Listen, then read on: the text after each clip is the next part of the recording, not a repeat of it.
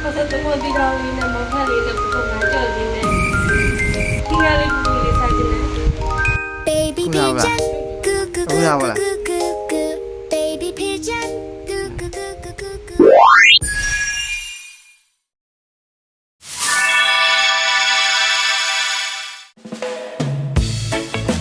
အားလုံးပဲမင်္ဂလာပါ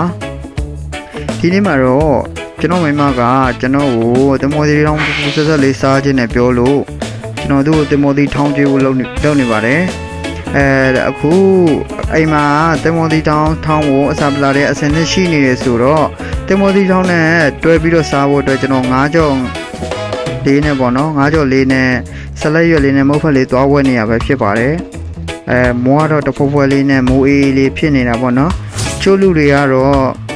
ပူတဲ့အချိန်မှာပူဆက်ဆက်လေးစားခြင်းတာပေါ့နော်ဒါပေမဲ့ကျွန်တော်မိမကတော့ပြောင်းပြန်ကြီးဖြစ်နေဒီလိုမိုးအေးလေးနဲ့စားခြင်းနေတာပေါ့နော်ဒါလေးကတော့ငါးကြော်ဖို့အတွက်ငါးလေးပါနော်ပတုံငါးလို့ခေါ်တယ်တန်းနေထားလိုက်ဒါလေးတစ်ခုကို35ဘတ်ပါ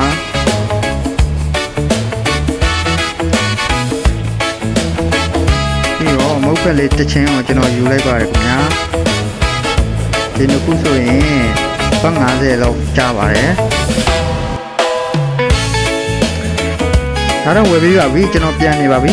ပြန်ပြီးတော့ကျွန်တော်မိမကျွန်တော်တမော်တီတောင်ထောင်ကျွေးဖို့အတွက်ကျွန်တော်ပြင်ဆင်ရပါတော့မယ်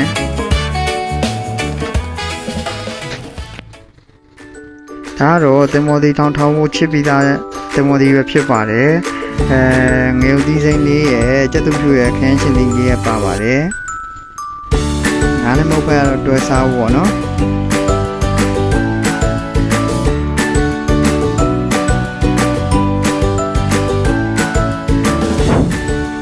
တော့ငယ်ဦးသီးစိမ့်လေးထည့်လိုက်ပါတယ်ပြီးတော့ကျက်သူဖြူလေးပါထည့်ထောင်ပြီးတော့လီဗီတာခင်းချင်းလေးပါထည့်ထားလိုက်ပါတယ်ဒီတခါလေးရသားရေးဆက်ဖို့အတွက်အချင်းလေးကိုထည့်လိုက်ပါတယ်ချင်းလေးထည့်ပြီးတော့လိုအပ်တဲ့အချိုမုတ်ရဲ့ပြီးတော့အသားမုတ်ရဲ့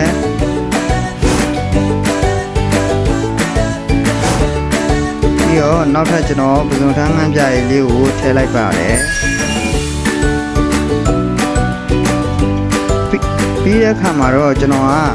ကတမော်ဒီတောင်ထောင်းဝင်ထည့်တဲ့အရေးပေါ့နော်ကျွန်တော်ကထိုင်းလို့မခေါ်တတ်ဘူးလားခေါ်လည်းမခေါ်တတ်ဘူးပေါ့နော်ဒါလေးကိုထည့်လိုက်ပါတယ်ပြီးသွားတဲ့အချိန်မှာတော့ကျွန်တော်ကိုယ်တိုင်ထောင်းလော်ပြီးတော့ထောင်းထားတဲ့ငရုတ်သီးအလော်မွေးလေးကိုပေါ့နော်ဆိုင်မှာဝယ်ရင်ကြတော့မမွေးဘူးလေပြီးတော့တစ်ခါစီကျရင်ဘိုက်အောက်တက်တယ်ဗျအဲ့တော့ကိုကလော်ပြီးထောင်းထားတဲ့ငရုတ်သီးလော်မုတ်လေးကိုအယောင်လေးနည်းနည်းရဲနေအောင်လို့နှစုံအောင်ထည့်လိုက်ပါတယ်ပေါ့နော်ပြီးတော့ချစ်ပြီးသားသမော်ဒီလေးကိုထည့်ပြီးတော့ထောင်းဖို့ပြင်နေပါပြီနော်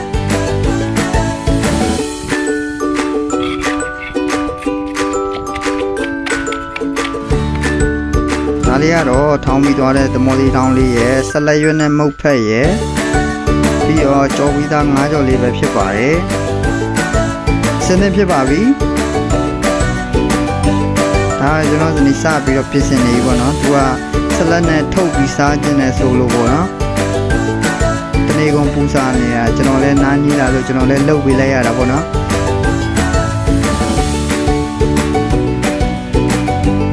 ဒါမျိုးလေးဆိုရင်တော့တော်တော်ကျွမ်းတာဗျသူကဒါဘယ်နာနဲ့တင်တန်းသွားတက်ထားလဲတော့မသိဘူးပေါ့နော်ပြီးတော့သူအားရပါရပါဇက်ဖြဲပြီးတော့ပါဇက်ကိုဖြဲပြီးစားပါတော့မယ်အမကြည့်နေပါ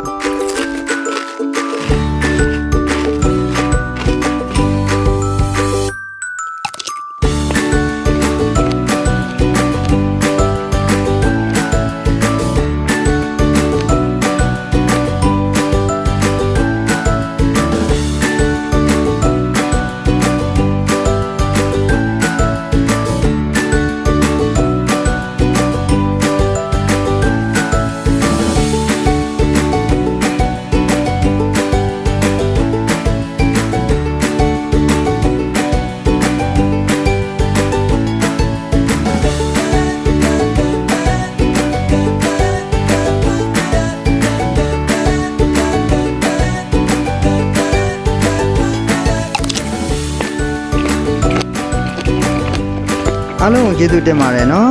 စုံထိကြည့်ပြီးတဲ့သူတွေတယောက်ချင်းစီကိုအကုန်လုံးကျေးဇူးတင်ပါတယ်ခင်ဗျာအားလုံးကိုနှုတ်ဆက်ပါတယ်ဘိုင်ဘိုင်